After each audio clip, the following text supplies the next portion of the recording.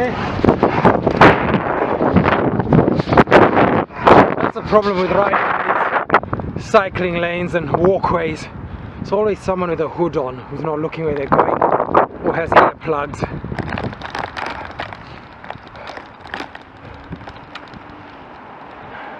And you don't have right of way on any of the road crossings. So, you know, you're always looking out for cars. But sometimes it's just a bit more convenient for getting to certain places in this area.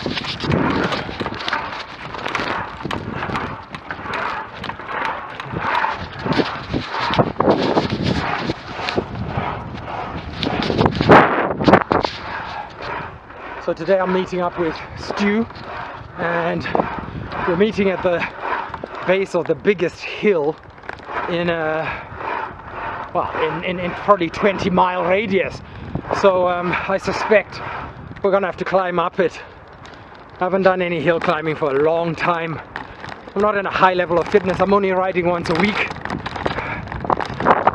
But today's gonna be good fun because these days we don't get to see other people, so it's always nice when I get to meet up with people. That's 2 rides in a row, and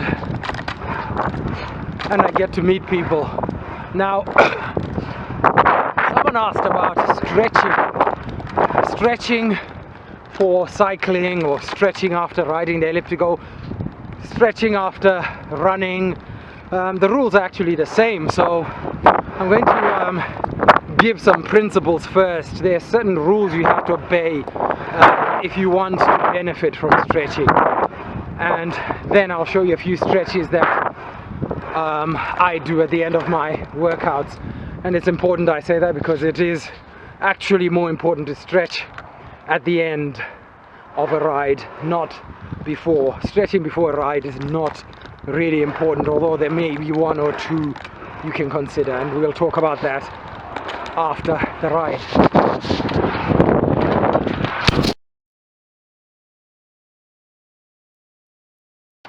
Check this out. That's what's left of a pigeon after a hawk gets to it. Totally dismembered. The feathers spread out for about 50 meters. I find this stuff fascinating.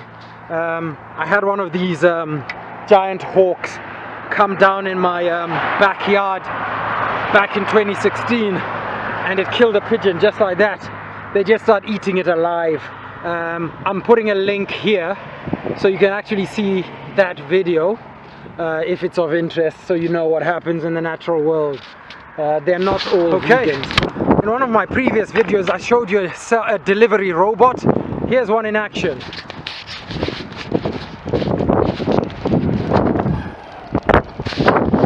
They're self-piloted. So it does deliveries from shops and stuff to people's houses, and it's part of a self-driving development scheme going on here in Milton Keynes. In fact, here in Milton Keynes we've got a lot going on. I'm just riding past the Open University. I'm actually doing a business diploma during the lockdown through the Open University, keeping myself busy. So it's nice to actually see the place. We're just riding past it now, and just opposite, a few 100 yards down the road from the Open University, is the Red Bull headquarters. As some of you know, the Red Bull Formula 1 team is based here in Milton Keynes, just as the Open University. So yeah, don't believe what they tell you. Milton Keynes is one of the greatest places in the UK. That's the university.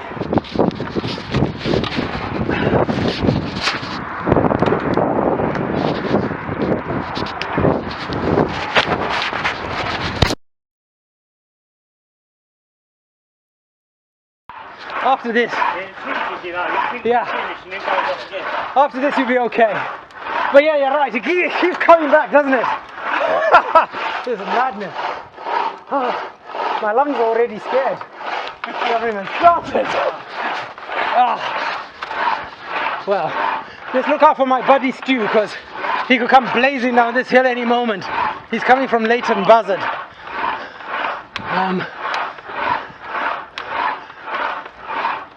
Okay, I'm gonna need two hands, so I'm gonna stop filming now. You'd come from that way. I thought we were meeting at the bottom. Yes, we were, but I thought you were coming from there, so I was coming up to meet you. Well, I was riding with him. Cheers, nice to meet you. Ride safe. Yeah, so why is he not going up? Yeah?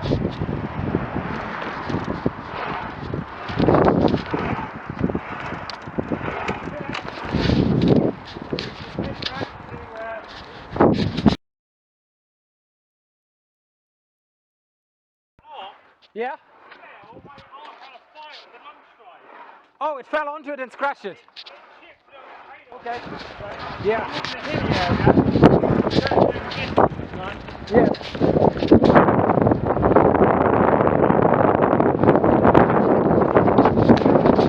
I'm just loving the scenery here. I just hope the camera can capture it properly. But the focus is not that great.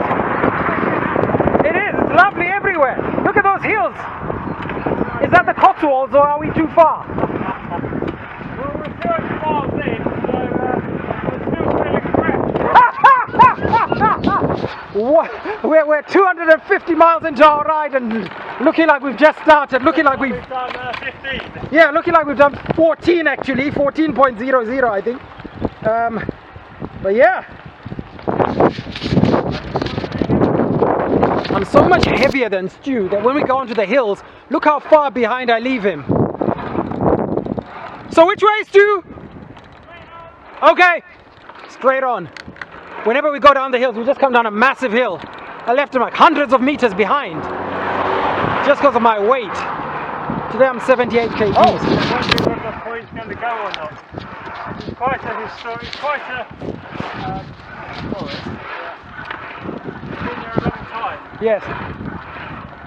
Do you remember when the point was? Well, let's go, big man. Ride safe, okay? Right. Cheers, guys. Take care. Cheers, Idai. Bye, Stu.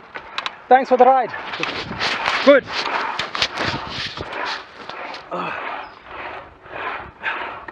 So Stu and I part here, and I'm taking a route home that I've never used before, just to keep things interesting. We parted on 26 miles, 26.2 miles. That's marathon distance. And now I'm heading back. So just to round off this video, I said at the beginning I'll talk about stretching. So there are a couple of different types of stretching. Dynamic stretching is where you move the muscle being stretched, so like leg swings. That's dynamic stretching. Static stretching is stretching where you're holding the stretch in one position. That's the kind most people understand. Now, post riding, what you want to do is start stretching from the ground up. Always start with the calves and the lower leg, and then move up to the thighs. That's hamstrings and quads and inner thighs. Also just focus on where you feel the tightness the most, because that probably needs more work. And when you stretch, sequence is critical. If you're going to do dynamic and static stretches, you have to do the dynamic stretches first. And dynamic stretches are the only stretches I recommend that you do prior to training. So before you train, all you really need to do is warm up. If you're a cyclist, just warm up on your bike. You don't need to stretch to ride. You really don't. But if you want to develop your flexibility, you should stretch after you ride.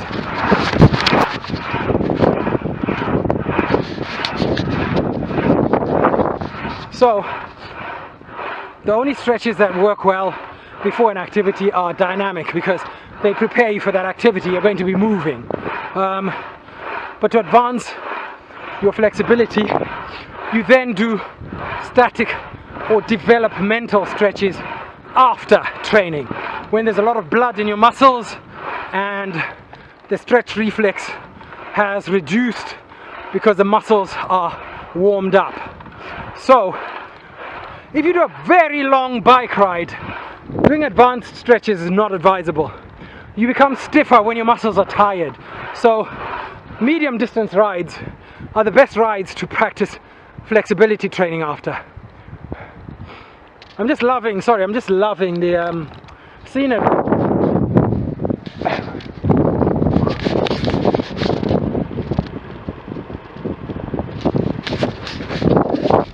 So you should work on your flexibility after moderate to medium rides. Even if they're very hard, it's fine. There's just something about a very long ride that makes your body more brittle, if I can explain it. It makes you really stiff in a way that's not compliant to stretching. But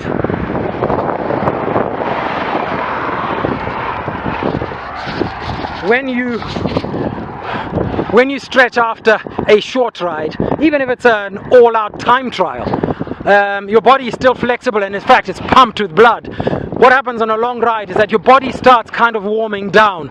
You lose that suppleness because the muscles are tired, and when muscles are tired, they become in that kind of drained fatigue from having no glucose.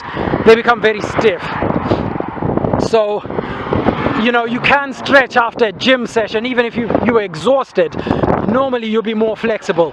It's short sessions don't affect your flexibility. In fact, they make you more flexible even if they're quite hard, but long sessions make you stiff. So stretching after a long ride, just work on some of the basics and don't be too aggressive. Just hold stretches for about 30 seconds for the calves and the lower leg, for the hamstrings and the quads, maybe for the glutes and hips. You got to do your lower back and abs.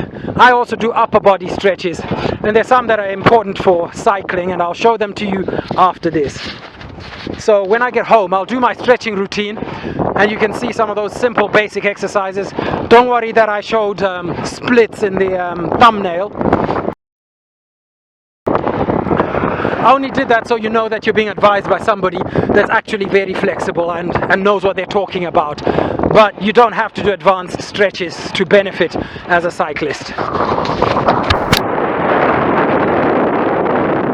I saw a fantastic bus shelter which had been turned into a library just full of books, so anyone who's waiting for the bus can just read a book. People who have old books can just put their old books in there. It was beautiful. Home is in about 5 miles. Okay, so the first, I like to stretch from the feet upwards. So the first stretch I would normally do is for the calves and the Achilles tendon, which is just a wall stretch. You push the foot flat and you push into the wall. You can even lift the other leg up if you want. And if you need more stretch, you just put it further back. But it's about pressing the heel down. And then when you want to change the area of focus, you bend the knee. So by bending the knee, you're now stretching differently, and it's stretching the calf and the Achilles tendon in a different way. So a bent knee is different to straight. When you're straight, you're stretching the top of your calf. When you bend the knee, you're stretching the bottom of the calf and more the Achilles tendon. So you do that on both legs. So the next stretch is going to be for the front of the lower leg, because we've just done the calf and the Achilles tendon. So this one is very simple. It's just the feet pointing backwards. You try to sit down to the heels. And when you do this, you're stretching the front here. But it's a 2-stage stretch. So after that, I open out slightly and then I start to go backwards. Now it's starting to stretch the thighs as well and the abs. So you go down until you just go as low as you can. So some people can only go this far, it doesn't matter. But once you straighten out, then you know now you're actually stretching the whole front of the body. So you do that again for about 30 seconds. And then you've got to do the opposite. So we keep going from back to front to back to front. So the next stretch is for the back of the body. It's going to be the calves, the hamstrings, not so much the glutes, but the lower back. So hands to floor. Let me just move this mat because the mat doesn't help this stretch. So it's hands to floor, quite in front, and then push the heels onto the floor. So some people will find this difficult if you're very stiff, and if you're very stiff, what you do is you just start from up here and you reach down for your toes and you just hang there for as long as it takes for your body to relax. The longer you relax, the closer you can touch. But for people, once you can touch the floor, if you want to get more flexible, it's faster to start out here, push the heels back, then just slowly walk back like that. You see? And you just hold that for as long as it takes till it's not feeling like your body is resisting. And that walk, the less flexible you are, the longer it takes. For me, that walk takes no time because I'm very flexible. But for someone who's not very flexible, that walk takes longer. Take your time. So hold each position for a while until you feel like there's no resistance. Then just move a little back, and then a little back, and then a little back, until you get to this stage where your body doesn't like it. So we've just done the back of our body, our lower back, and our hamstrings. So you go back to the front again. Make sure your wrists are comfortable in this one because this can be stressful for some. Feet pointed straight back. And like a push-up, just lifting the body up, stretching the abs. You're stretching the abs and the spine. You're forcing your spine into its natural position because you've just stretched forward. So you want to end with this one. And I would say for cycling, those are the most important, but there's two more that a cyclist will do. One is the forearm stretch, which is you pull your hand back until you feel a stretch up here. These are very important upper body stretches, and you do it on both sides, but I'm not going to demo both sides because we don't have all the time in the world. Then the other one is the other side of the forearm. You press down onto the floor and then you rock back. If you're very good at it, you can do that same stretch I just did and then move yourself backwards like this. But that's only for the advanced. If you're not advanced, just do it with your hand like that. And feel the stretch here. So these prevent tennis and golfer's elbow. And then one last stretch a person might want to do is, well, two more. For the chest, cyclists are often like this, or hunched. So you hold your hands behind your back and you pull your shoulders backwards as hard as you can. So it's stretching out your chest at the front and it's stretching out your shoulders. And then if you want to stretch your biceps and your shoulders a bit more, you can then lift up like this. And that just really stretches your shoulders and your biceps and it makes them longer. And I think that's all the stretches that a cyclist needs to do. Thank you.